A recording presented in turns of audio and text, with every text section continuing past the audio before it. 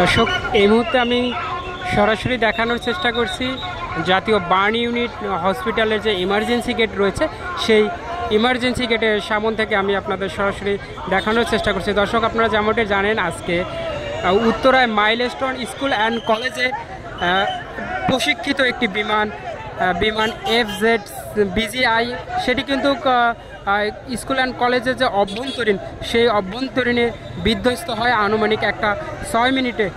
তারপরে আমরা যেমনটি লক্ষ্য করেছি, সেখানে ক্ষয়ক্ষতির সংখ্যা কিন্তু ব্যাপক হারে ছড়িয়ে পড়েছে এবং তাৎক্ষণিকভাবে আমরা যেটি লক্ষ্য করেছি, প্রশিক্ষণ বিমানে যিনি তৌফিকুর রহমান রয়েছেন পাইলট, তিনি কিন্তু ঘটনাস্থলেই মৃত্যুবরণ করেন এবং তার বিধ্বস্ত যে মরদেহ সেটি কিন্তু উদ্ধার করেছে সেনাবাহিনী এবং ফায়ার সার্ভিসরা।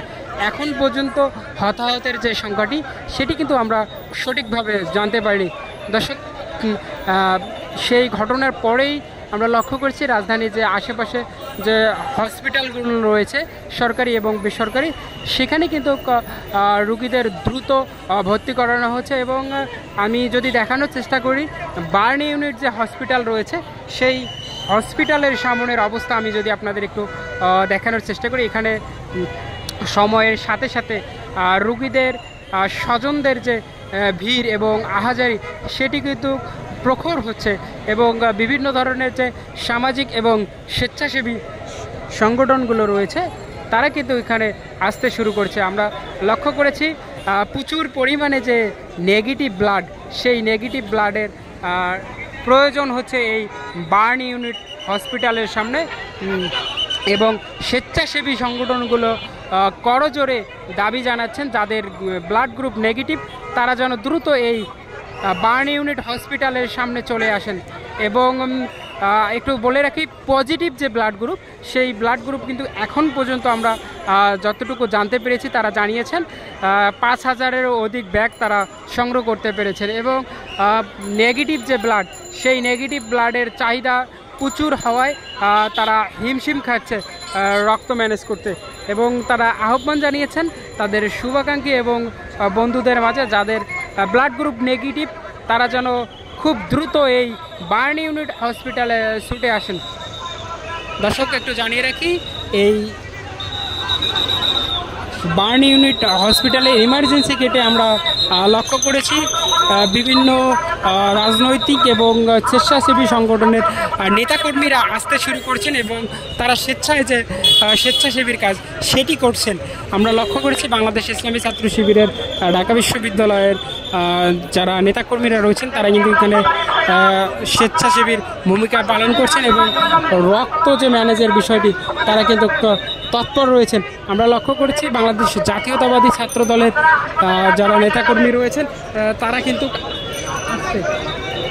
কিন্তু এখানে স্বেচ্ছাসেবীর ভূমিকায় পালন করছেন। এবং আমরা লক্ষ্য করেছি বাংলাদেশ জামায়াতে ইসলামীর আমির ডক্টর শফিকুর রহমানের নেতৃত্বে এখানে জামায়াতে ইসলামের নেতাকর্মীরা কিন্তু এখানে এসেছেন এবং বিএনপির নেতাকর্মীদেরও আমরা এখানে লক্ষ্য করেছি। দর্শক, আইনশৃঙ্খলা বাহিনীর পাশাপাশি এখানে স্বেচ্ছাসেবী কর্মীদের ভূমিকা কিন্তু তুলনামূলকভাবে ব্যাপক। দর্শক, তারা বারবার জনসাধারণের উদ্দেশ্যে বলছেন অহেতুক যেন রাস্তায় ভিড় না করে, সে বিষয়ে কিন্তু তারা কথা বলছেন এবং জনগণকে বলছেন তারা যেন রাস্তায় না ভিড় করেন এবং অ্যাম্বুলেন্স যেন প্রবেশের ক্ষেত্রে তারা সাহায্য সহযোগিতা করে এবং যাদের ব্লাড গ্রুপ নেগেটিভ, তারা যেন দ্রুত বার্ন ইউনিট হসপিটালে যে 8ম তলা রয়েছে, সেই 8ম তলায় দ্রুত চলে যায়। দর্শক, একটু জানিয়ে রাখি, এই বার্ন ইউনিটে তাৎক্ষণিক ছুটে এসেছেন অন্তর্বর্তীকালীন সরকারের 4 উপদেষ্টা, তারা কিন্তু এখানে ছুটে এসেছেন। এর পাশাপাশি অন্তর্বর্তীকালীন সরকারের যে প্রেস সচিব রয়েছে, তিনিও কিন্তু তাদের সঙ্গে রয়েছেন এবং তারা সাংবাদিক এবং জাতির উদ্দেশ্যে কথা বলছেন।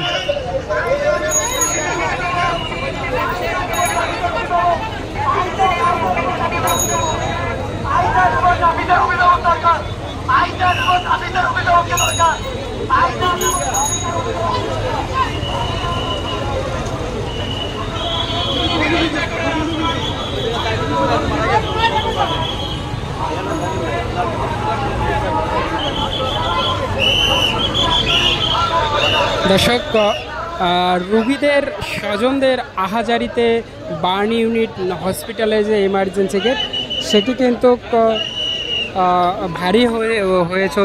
ভারী হয়ে গেছে এবং রোগীদের স্বজনরা আহাজারি করছেন তাদের প্রিয় সন্তানদের সুস্থতা কামনায়। এবং এর পাশাপাশি আমরা লক্ষ্য করেছি বিভিন্ন স্বেচ্ছাসেবী সংগঠনগুলো ব্লাড ম্যানেজের ক্ষেত্রে তৎপর রয়েছেন।